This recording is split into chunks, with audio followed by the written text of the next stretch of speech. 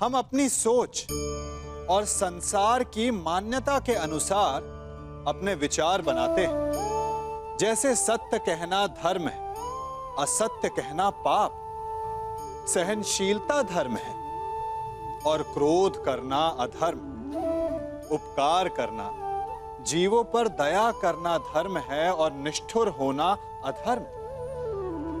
परंतु क्या यही सत्य है?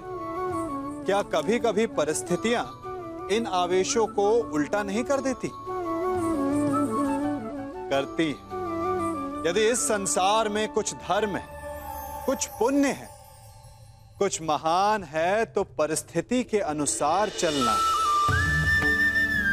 जटायु स्मरण है आप सबको, वो जिन्होंने रावण पर क्रोध किया था, उस पर आक्रमण किया था। उस समय जटायु का क्रोध पाप नहीं था, धर्म था। इसीलिए अंत में उन्हें भगवान राम की गोद मिली।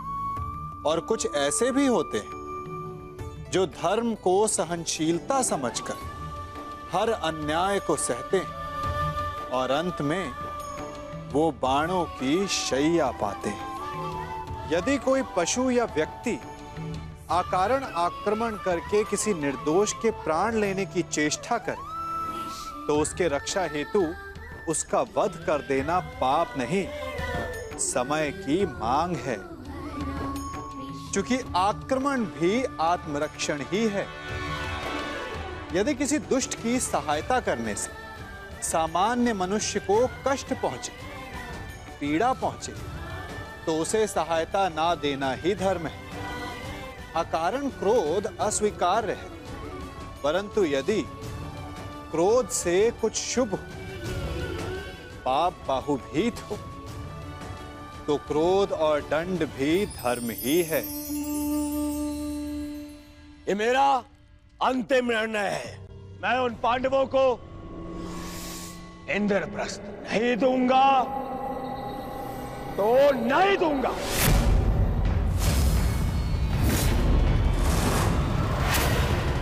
उचित है दुर्योधन, तुम इंद्रप्रस्थ रख सकते हो। उसकी सेना भी रख लो, अस्त्र शस्त्र रख लो, लाखों गाय, अश्व, उसकी प्रजा भी रख लो, कोटि कोटि धन संपत्ति, जो कुछ भी पांडवों ने अपने परिश्रम से अर्जित किया था वो सब रख लो दुर्योधन। परंतु इस अन्याय के प्रतिकार स्वरूप केवल एक कार्य कर दो। प्रतीक के रूप पांचों पांडवों को 5 गांव दे दो।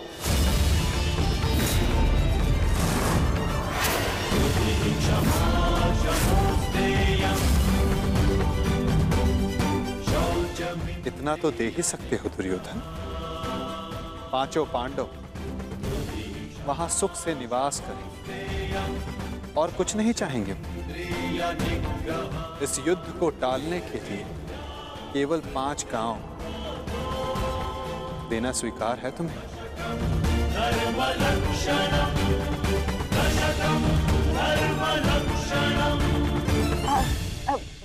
वासुदेव, वासुदेव, वासुदेव, यदि दुर्योधन 5 गांव दे देता है तो क्या आप वचन देंगे कि पांडव इंद्रप्रस्थ की चाह में आक्रमण की चेष्टा नहीं करेंगे? हाँ गांधार नरेश, मैं वचन देता हूं कि इस स्थिति में पांडवों की ओर से कोई आक्रमण नहीं होगा। वो हर परिस्थिति में संतुष्ट रहेंगे। कह दो दुर्योधन, इससे अच्छा प्रस्ताव कोई नहीं होगा।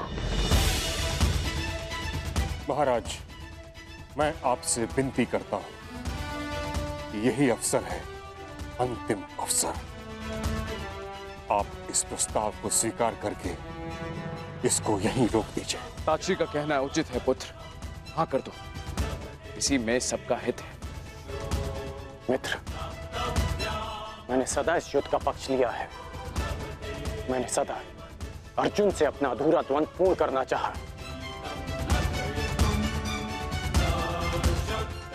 मैं अपना अधूरा द्वंद्व कभी और पूर्ण कर लूंगा। इस समय पूरे भारतवर्ष को महाविनाश से बचाने की आवश्यकता है। हाँ कह दो मित्र।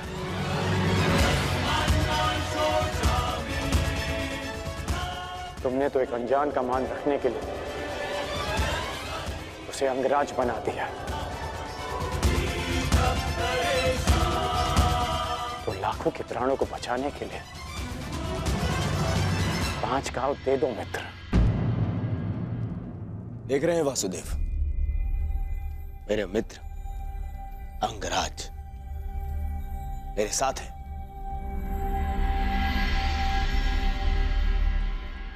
और आपको तो अच्छे से ज्ञात है कि कर्ण को अंगराज मैंने बनाया।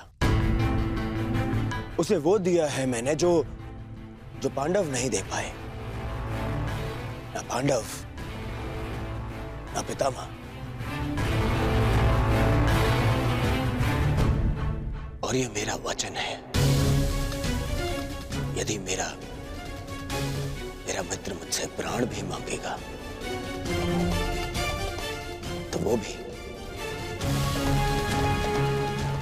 मैं प्रसन्नता से दे दूंगा।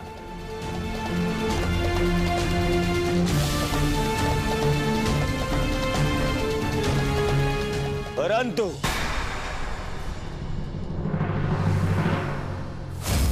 ऐसा सोचना भी मत कि मैं उन पांडवों को कुछ भी देने वाला हूं।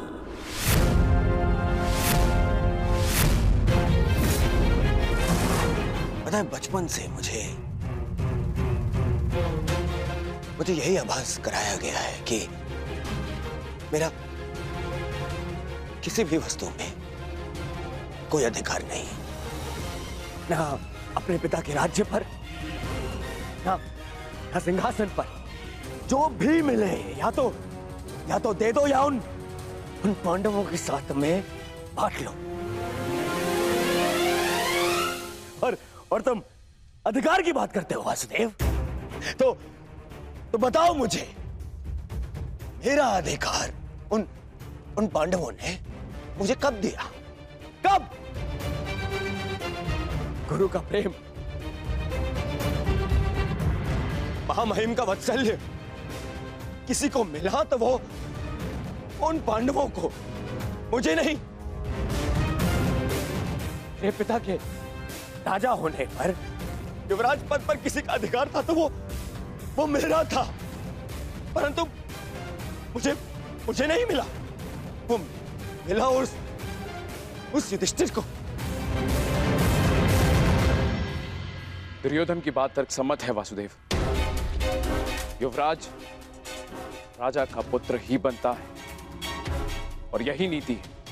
आप तो कभी वास्तविक राजा थे ही नहीं महाराज। आप तो आज भी हस्तिनापुर के केवल कार्यकारी नरेश। आपका राज्य अभिषेक भी नहीं हुआ। और रही बात नीति की, तो कुल वधू का वस्त्र हरण, उसका अपमान कहां की नीति है? पांडवों का पक्ष लेना बंद करो ग्वाले। मैंने उस द्रौपदी को धर्म पूर्वक द्यूत में जीतकर उसे अपनी दासी बनाया। उसका वस्त्र हरण करना मेरा अधिकार था, क्योंकि जो दासी अपने स्वामी की आज्ञा का पालन ना करे वो दंड की अधिकारिणी होती है। नारी केवल सम्मान की अधिकारिणी है दुर्योधन। हाँ,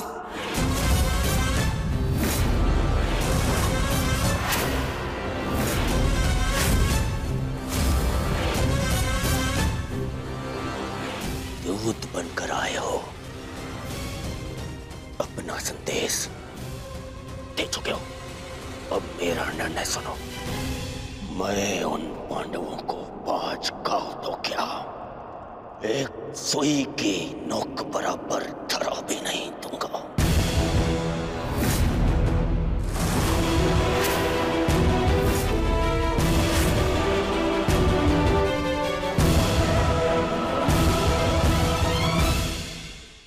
मैंने तुम्हारा संदेश भली भांति समझ लिया है युवराज।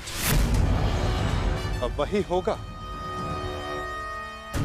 जो तुम चाहते हो दुर्योधन।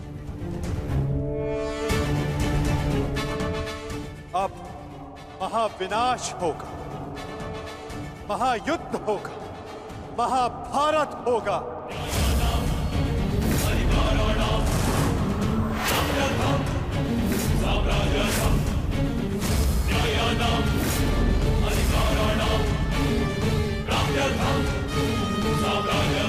प्रणिपात।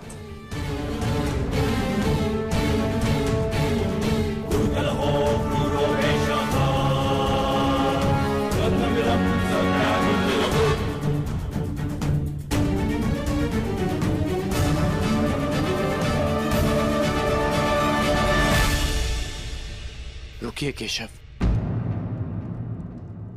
मित्र, एक बार और विचार कर लो। अरे मित्र, राजा बलि की कथा स्मरण है तुम्हें? वो मायावी वामन उनसे 3 पग मांगने आया था। 3 पग, 3 पग भूमि, और उस 3 पग में उस वामन ने न केवल तीनों लोक नाप लिए, बल्कि उस बलि का नाश भी कर दिया।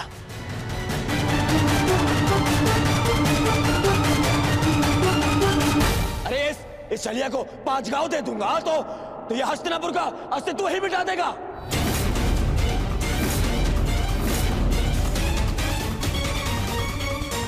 अखंडी कृष्ण, तुम्हारी मीठी मीठी बातों का प्रभाव इन पर पड़ सकता है,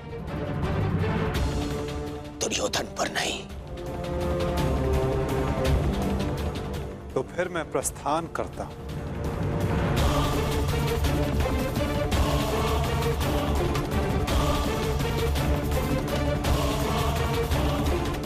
रुको दूत।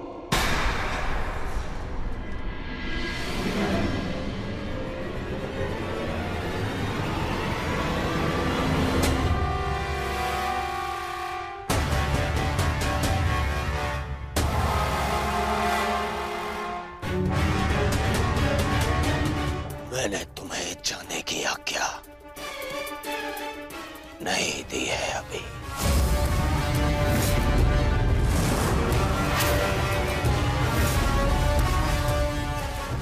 सब तुम्हारी माया से भयभीत हैं कृष्ण। आज मैं अपनी प्रजा और अपनी सेना के मन से तेरा भय मिटा दूंगा कृष्ण।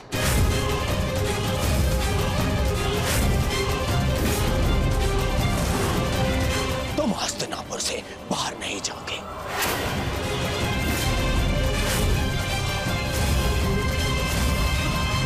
मैं धृतराष्ट्र पुत्र दुर्योधन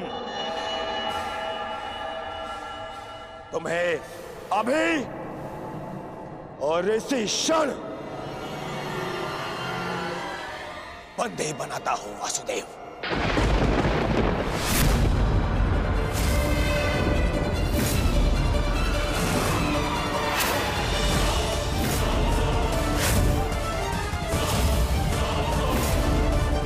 सैनिकों, बंदी बनाओ इस छलिए को।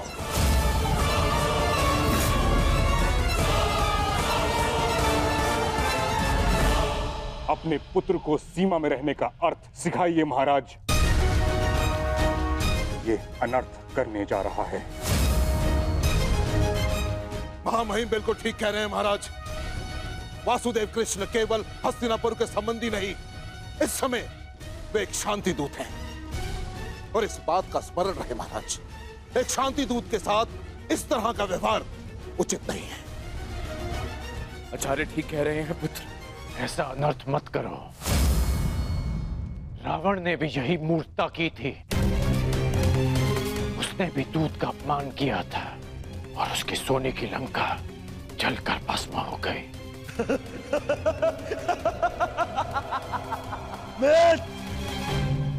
रावण मूर्ख था जो सामान्य रस्सी से हनुमान को बांधने चला था, परंतु मैंने मैंने इस विशेष दूत के लिए एक विशेष धातु की श्रृंखला बनवाई है।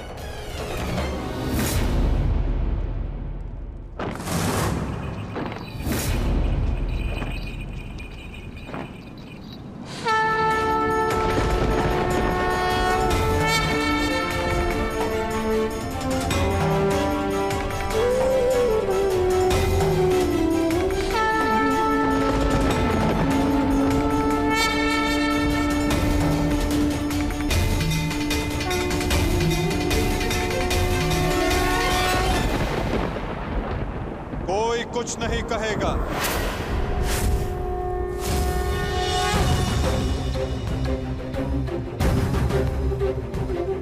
मेरा आप सबसे निवेदन है कि मेरे और दुर्योधन के मध्य में ना आए और साक्षी बने इस क्षण के। इसे भान नहीं कि ये क्या कर रहा है, जिसके जन्म के पश्चात जिसे बंदी गृह की बेड़ियां ना बांध सके, सैनिकों का पहरा ना रोक पाए, आज तुम उसे बांधने चले हो दुर्योधन। सामर्थ्य है तुम में तो बढ़ो आगे, हो सके तो साधो मुझे दुर्योधन, अपने इन श्रृंखलाओं में बांधने का प्रयास करो।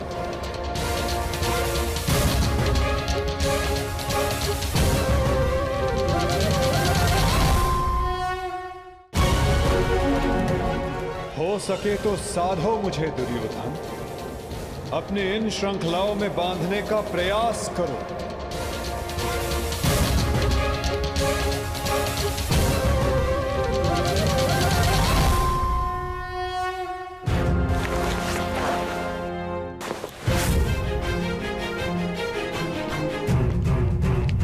उठो उस तेरे को।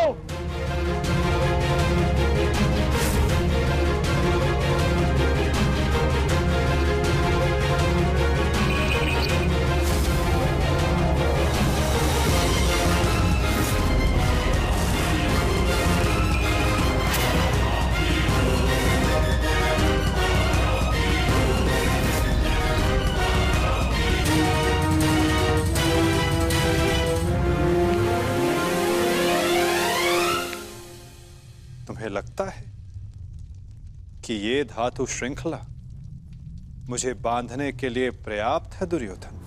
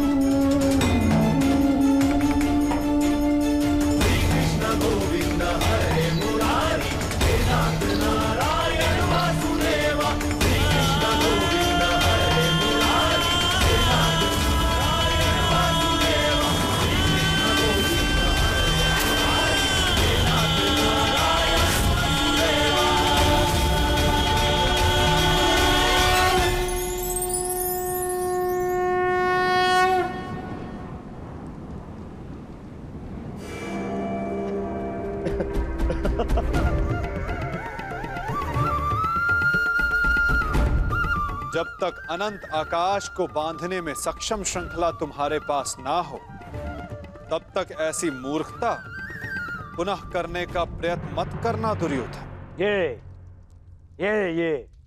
छल, ये माया, यही है ना तुम्हारे अस्त्र छलिए। परंतु मुझे तुमसे या तुम्हारे इस माया से डर नहीं लगता। हर लूंगा मैं तुम्हारे और उन पांडवों के प्राण।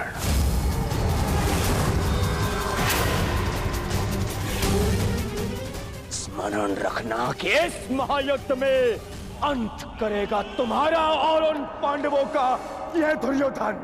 जो स्वयं मृत्यु के शिखर से गिरने वाला हो, उसे अपने अंत की चिंता करनी चाहिए मूर्ख दुर्योधन। जिस सत्य को, जिस भविष्य को मैं टालना चाहता था, उसे आज तुमने स्वयं आमंत्रण दे दिया। और सत्य ये कि इस महायुद्ध के अंत में तुम्हारे पापों और तुम्हारे पाप में भागीदार रहे प्रत्येक का अंत होगा ये युद्ध। अंत होगा ये युद्ध।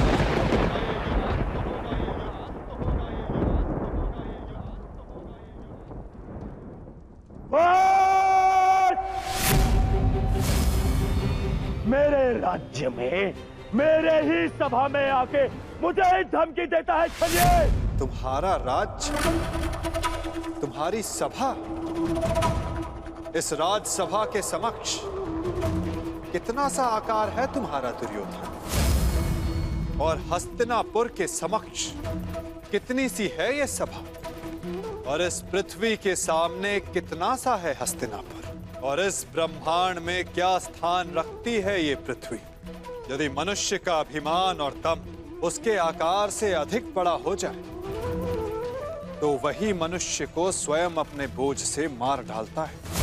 और तुम्हारे अंत का कारण भी यही अभिमान होगा दुर्योधन, और तुम्हारा अंत भी तुम्हारे इसी अभिमान से होगा दुर्योधन।